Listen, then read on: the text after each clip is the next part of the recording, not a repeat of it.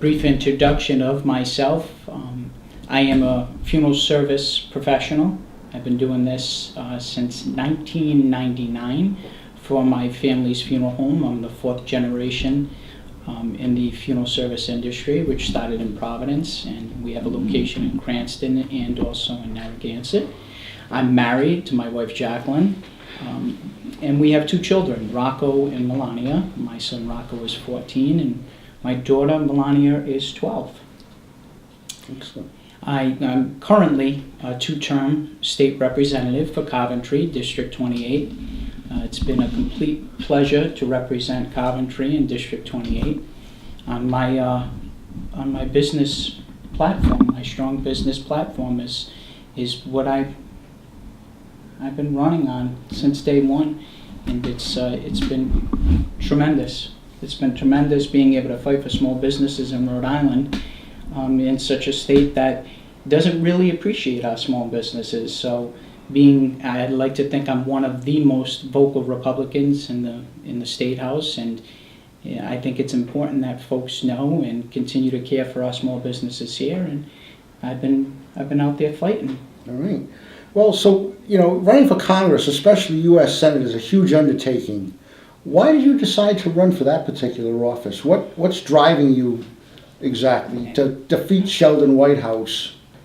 I like the way that you presented that too, and I think ultimately it comes to why do you want to run for public service and public office initially, and it's for the same reason that I did for state representative, is my love for people in public service and serving individuals and their needs and concerns. And we have tremendously narrow representation and self-serving individuals currently, more specifically my opponent Sheldon Whitehouse, and the continuation of having him be there is tremendously frustrating for me and for folks throughout the state. We need somebody who is going to echo frustrations and fight for our concerns in Washington. And I feel that there is too much political theater, is what I like to call it. What we're watching on C-SPAN, these individuals who choose to parade their thoughts and their feelings rather than being up there and doing the business of the people. And it frustrates me, and it makes me very upset. And we do. Rhode Island deserves better, and I put my name on the list to offer my best fight and my best intention. And I'm pretty genuine in that. My intention is only to serve the state of Rhode Island. Okay. Well, sticking to the national scene for the moment, you mentioned the Capitol. The President gave his State of the Union speech. In it, he touched upon several issues. What three issues do you believe most affect Rhode Island and would be most beneficial for Rhode Island and its residents? Starting my campaign in May, I had a wonderful opportunity to begin early, and in doing so, I was able to talk to many individuals and hear about what their concerns are. And as I said before, representation is echoing, being a microphone for the voice of the people. And right out of the gate, one of the main concerns is the economy. It's a continuation of growing our economy and being able to provide opportunity, needed jobs, and fulfilling those needs, because folks, they want to be able to provide for their families. They're looking for jobs. And secondarily, taxation. Taxation in itself is stealing. I mean, it's the thievery of our hard-earned money. And any way that we're able to balance that out, to be able to have folks come home and have more money in their check. Nobody should be working a 50-hour work week and taking home 40 hours worth of pay. So these are things that we saw in the tax reform that my opponent said was minimal. And this was a huge impact on a country. I mean, several businesses have provided bonuses, and it's extraordinary to be able to know that this impact and the potential of continuation of this it's there. But we need representation who is not going to butt against this administration. We need somebody who's going to stand there and fight for it and say these are good initiatives for the folks in Rhode Island. And we don't have that. We don't have that.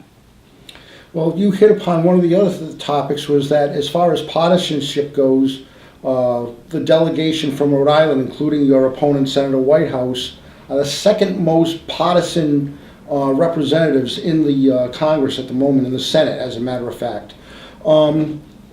As a senator, what would you do differently when elected? How would you bridge that? How would you stop that partisanship and go with a more bipartisanship approach? So ultimately, you have to be a good example. And to be a good example is to reflect what your state is.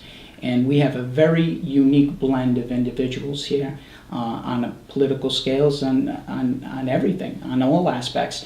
And when you represent the whole state, because a senator does that, you need to be a mirror. You need to be a mirror image. And what we're looking at is a one-dimensional individual, which is, as you just said, hyper-partisan, which is insulting to a great deal of the individuals who live in the state. It's completely selfish, the representation that he is doing to that seat, the US Senate seat.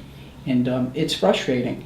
And as a state representative, while I represent a small district, 28, of our state, yet you do, every decision you make, every vote you make represents a statewide impact. And I was very fortunate as a freshman legislator to be able to work on bipartisan legislation for the disabled.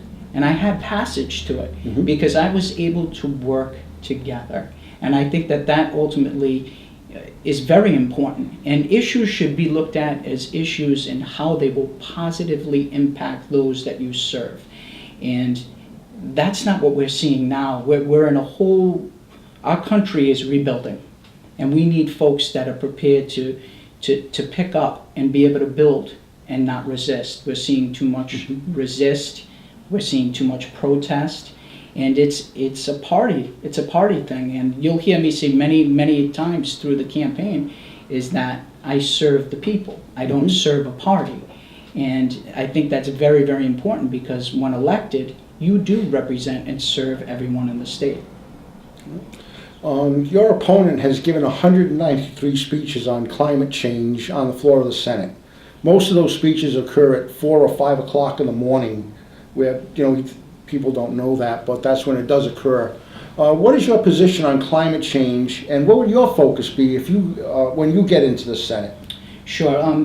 We're well aware that these speeches are conducted early in the morning because there's a tremendous time frame of absence of what he should really be doing, and they're offering him this time to continue doing his own agenda. It is frustrating, and I heard from a lot of veterans, parents, saying, you know what, Bobby, one time I would like him to stand up there and say something about my son or my daughter, just one time, and it never happens. Yeah. And I would like to see him stand up there and say, this is what I want to do for infrastructure for Rhode Island. Our school infrastructure is failing. I talked to some teachers. I would just like to see him stand up there, and every time they turn on the television, it is the same thing. And this race becomes much easier for me because he is pretty much solidified his one dimension. And it's easy for me to say, these are the things that I've done. I've worked on many different pieces of legislation, and it shows that I'm versatile in terms of serving the public. And one of the main concerns that I really do take to heart, while I ran on a small business platform, I had the ultimate privilege of working with a lot of veterans. And some of the stories that I'm hearing are when they're discharged and they're back in civilian life, how difficult it is for their resettlement process to be able to find jobs, to be able to find housing, and their medical care is still lagging. And we've seen just an instance here in Rhode Island most recently where a veteran went to go apply and there was just too much lag in time over 2 weeks, and he ended up with a facial infection for something that was so easy for a dental engagement for that to be done. There's no excuse for that. And there has to be somebody who, the way I look at it is these veterans, while I never served, I have the ultimate respect for veterans. These are individuals who put their lives in their line for me and fought for me, and now I'm going to fight for them. Well, you brought up a point that was brought up in the State of the Union speech, and that was President Trump was talking about vocational education. Yeah. And we know that places like EB are going to be hiring 1,000 new welders to help build the new submarines that are coming out of the facilities here in Rhode Island and in Groton. So how do you support that plan? Is there something that you would like to do to help the veterans along to get with that resettlement? I wanna just reflect on what you just said about his speech. How exciting and fired up we were to hear a president who loves our military, loves our country, loves the individuals who are here, but also putting initiatives forward that put America first and American philosophy and family values back together. Watching that and saying, how could you not back a president who loves our country and who wants what's best for us? And that's his whole forward thinking of thinking this way. So, as I said, our delegation, I look at Rhode Island as this beautiful car with 4 flat tires. Yeah. Reed, Cicilline, Langevin, and Whitehouse. That's a good analogy, yes. And it's time for a change. We want this beautiful car of Rhode Island to continue with a beautiful future. We got to replace these flat tires. Right. And we need individuals who are going to fight for these initiatives. How exciting. Electric Bolt. Think about that. Little Rhodey getting back on the map again with these considerations. And we need a delegation who the administration is going to look at and say, Bobby, you're the guy we want to work with. Not every time on social media you see our delegation bashing the administration. Not even being considerate to negotiation or anything like that. It's too much party politics. It really is. And we need somebody who's going to go there and work for us and not get in these partisan battles. It wastes way too much time. And theoretically, time is there's so much value in it. And if it's wasted, we're not getting anywhere. And that's a 6-year term. Right, Sheldon, true. think about how much damage he's going to redo in 6 years. And I can't have that. I can't. Right. Well, you need to be in there for President Trump's next re-election in 2020, so that's why we need to get you. We need to get you in there. We need to have the bikers supporting you. So, and you talked about Sheldon being a one-dimensional person, and he hasn't done anything regarding the Invenergy plan up in Burrillville. As you know, that's been a big, huge controversy. What is your position on that Invenergy plan? So I began a very unique relationship where the folks from Burrillville reached out to me, and they wanted to know my position just as you have, because they saw that I was running, and they saw who I was running against, and they said, you know, let's invite Bobby into the conversation. Maybe he doesn't really know what's going on up here. I didn't understand that it was so tremendous. And being able to sit down with a small group, and they went over the environmental concerns. There were many concerns about their local roads, where they'd be ignored, that these trucks with the water and everything would be going through the roads. It would destroy Burrillville, aside from having to clean out acres and acres of land. And I had mentioned to them that the location, when my wife and I initially got married, we were looking for locations to live, and it was physically right there in that area where the lake is. And I said, I understand the beauty of the nature of the area. I'm an avid outdoorsman. I appreciate tremendously our nature and such. And I said, give me more information, because I'm a climate realist, and I want to be overwhelmed with information to make the proper decision. And when I sat down with him, we went over everything. I drove through the roads personally in my car. I said, where would the routes be? Because I had such interest. I am opposed. Okay. I am opposed, and we're still waiting. We're still waiting for a proper response from the senator, because this is in his wheelhouse. Mark, this is his wheelhouse. And he had spoken, I would say off cuff, to say, I'm not going to fight power plants one by one. I'm going to fight them from Washington. But Mark, when it's in your backyard, and these folks want to hear his voice, they want to know that this is part of his agenda, representing and fighting for Rhode Island. And he uses Burrville as examples in certain instances, and then yet he won't visit. He won't visit. And to serve, to me, it seems like he's serving another agenda. Something that you know is happening tonight, as a matter of fact, is the government is voting on whether or not to extend the monies to keep the government open. Mm-hmm. Right now, it's possibly going to be stalled in the Senate. It's trying to go past the House, but they're trying to keep the government running until at least March. In that process, there's been give and take. Nancy Pelosi, as you know, spoke on the floor of the House, which is a different chamber, but did a 7.5-hour speech on DACA and Dreamers and illegal immigration.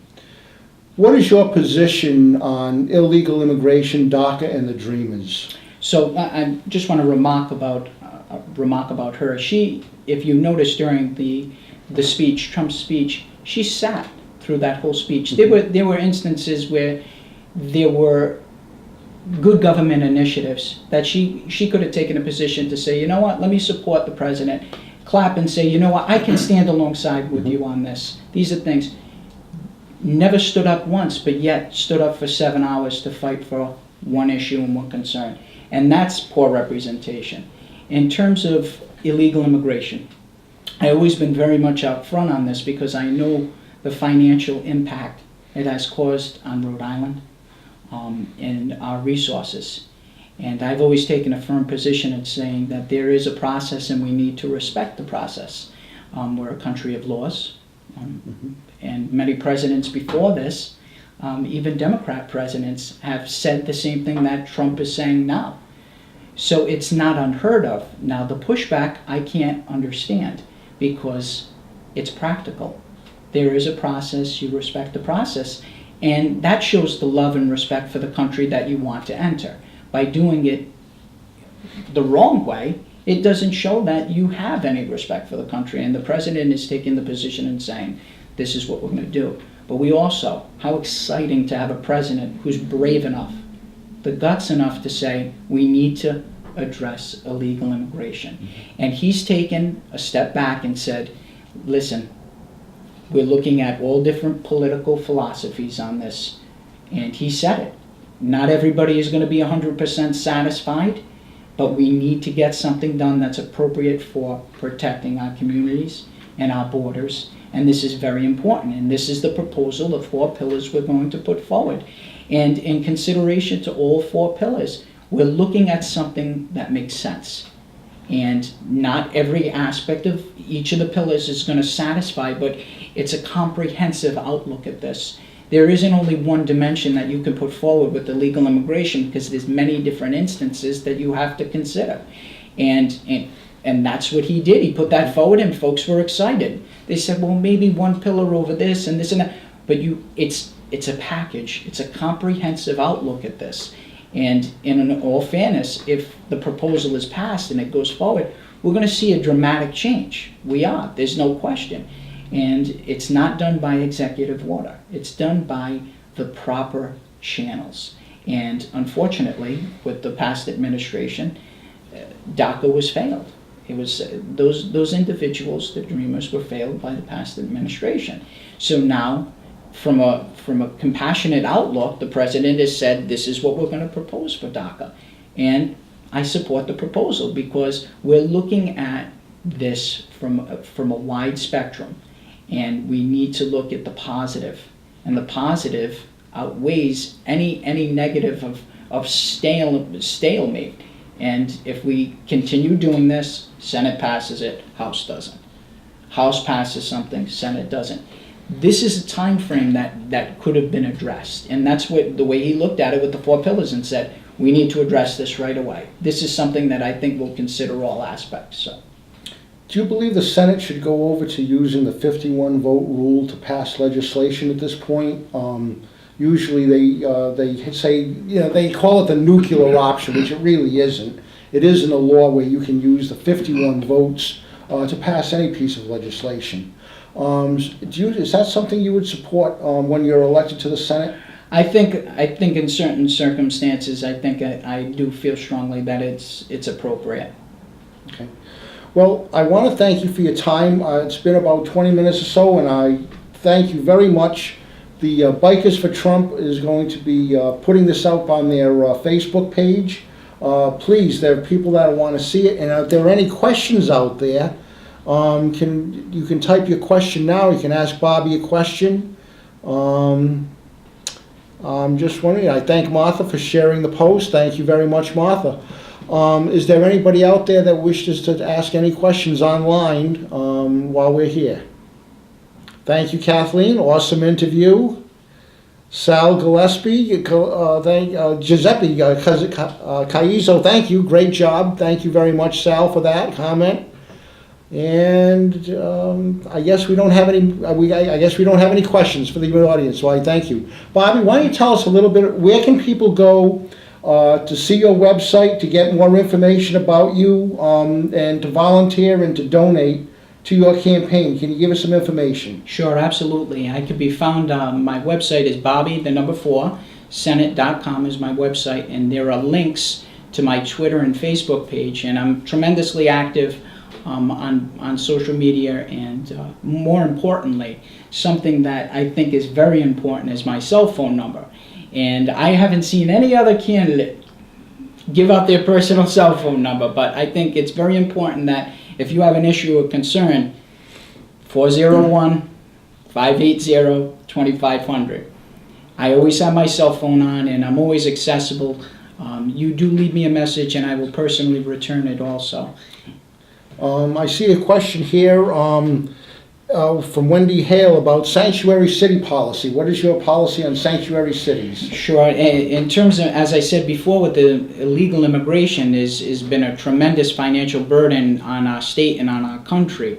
So when we look at certain cities or states, more specifically, you look at California, choosing to sanctify an illegal action, it's totally inappropriate. So, there's been several instances where, Providence has been considered a sanctuary city. The leadership there should know, as I said, what's appropriate and what's not appropriate, and putting our laws and enforcing our laws is more important than anything. Okay, is the state budget deficit equal to the cost of illegals? That's from Mike Underwood. It's our deficit, as you know, keeps going up because we're a state of spending. I wouldn't say it is as high, but it's of the same consideration. It's a tremendous financial impact between having to provide for education K through 12, and as you know, our governor was very charitable in giving illegals education for college too. So these financial impacts are tremendous. Let me just ask one more question while we're on the topic. Would you support a national E-Verify program for the United States? I'm glad you brought that up. Several pieces of legislation I put in, I told you, relative to small businesses, relative to illegal immigrations. Of course, I was fighting against licenses for illegals, no papers, no privileges. I also put in E-Verify. Mm-hmm. I did it in respect to small businesses. I did it that no small business should have an upper hand on another business. We should be looked at a state that loves and supports our business community, and to be able to put in E-Verify so it's fair playing ground, absolutely. Why don't you give everybody your website again, so that way we can... Sure, it's Bobby, the number 4, and it's Senate.com. And feel free to reach out to me anytime. As I said, I'm very accessible, and definitely reach out to me. And I appreciate the support. The campaign has been great. I've campaigned from Westerly to Woonsocket, and the feedback has been tremendous. And I really appreciate it. I'm humbled.